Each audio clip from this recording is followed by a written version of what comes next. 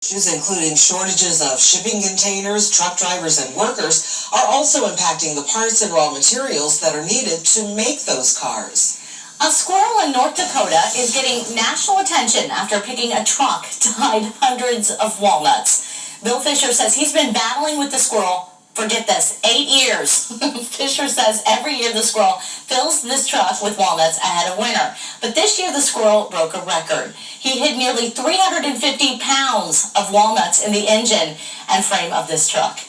I had to pull the fenders off and clean all the walnuts out. I thought I had them all. Took it down the road, turned the corner. I found one rolling inside the windshield cowl where the wipers go. I feel kind of bad for the squirrel. What does he do now? I don't know. Fisher said the walnuts filled more than 40-gallon buckets. We'll take a look at this picture. An Eyewitness 7 reporter sent us of a funnel cloud that was spotted near downtown Germantown in southern Montgomery County. Now, we got at least 5 photos of cold air funnels yesterday swirling in the sky. And Storm Center 7 meteorologist Austin Cheney joins me now to explain what causes this cold air funnel cloud. You're exactly right, Gabby. They're cold air funnels. They look like funnel clouds that you would see with severe weather, but they're a little bit different. So there's 2 types of what I'd like to call scary-looking clouds that you can see hanging below thunderstorms that are not dangerous. Number 1, there's scud clouds. Those are kind of the ragged-looking clouds that you see beneath a thunderstorm sometimes in the summertime. Then there's cold air funnels. Now these funnel clouds that hang below normally a rain shower or a weak thunderstorm. They're rope-like and they're smooth and they're rotating, so they are a funnel cloud. But these are a little bit different from your tornado-type clouds. They happen when you have very cold air aloft in the atmosphere and the air beneath it is a little bit warmer. So that creates instability. So even with these showers and weak thunderstorms, you have enough instability to get that updraft motion going. So now you have some turbulence in the atmosphere, and if you can get a little bit of spin elevated in the atmosphere, then you can see some of those thin little rope funnel clouds extend a few hundred feet below the cloud base. Now that's also the important part. It's only a few hundred feet below the cloud base. Oftentimes these do not touch the ground. And even when they do, they don't typically produce a lot of damage because they are so weak. So it's more of just a scary-looking cloud that you can see in the atmosphere, but they don't really cause any damage out there.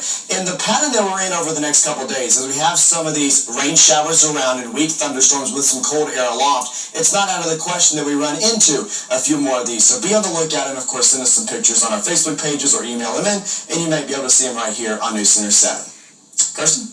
Thanks a lot, Austin. That's right. Something we'll be keeping an eye on. And coming up in the next 30 minutes, Austin is going to explain a little bit more about the upper-level weather pattern that we'll be dealing with that is going to lead to more rain and could lead to possibly a few isolated cold air funnels. Now, this morning, we are all dealing with some isolated areas of dense fog. Our Beaver Creek weather camera, a good example over the last 30 minutes or so, we've really watched visibility drop off quite a bit. So you do want to be careful this morning.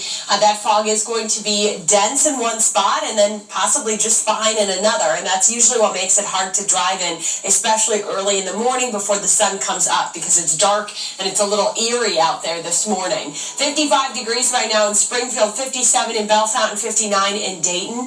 We did get some areas of rain shower activity throughout the Miami Valley yesterday, and then when our skies cleared out, some of that lingering moisture allows for this fog to get going. So we're watching areas of fog below a half mile across most of our cities north of I-70. Even the Dayton area and points south struggling this morning, and you saw right across the Ohio-Indiana border there in Richmond, visibility was near 0. So drive carefully early this morning. By 10 a.m. it shouldn't really be an issue for you. Lunchtime we'll see a little sunshine, and then this afternoon we'll reach the upper 70s. So it's really just dealing with that morning commute where you will want to give yourself some extra time. Use those low beams this morning, and if you head out later in the morning, you'll have a better commute than getting out early.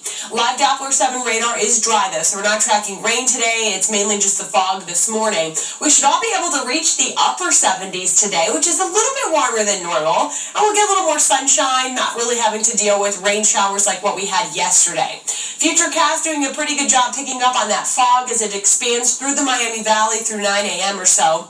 And then by midday, you can see we'll get some sunshine. Here's after school. Can't rule out a stray rain shower, but most of the area here, you're just going to get that partial clearing. And then overnight tonight into early tomorrow, our clouds move back in, and we will see the chance for rain on Wednesday.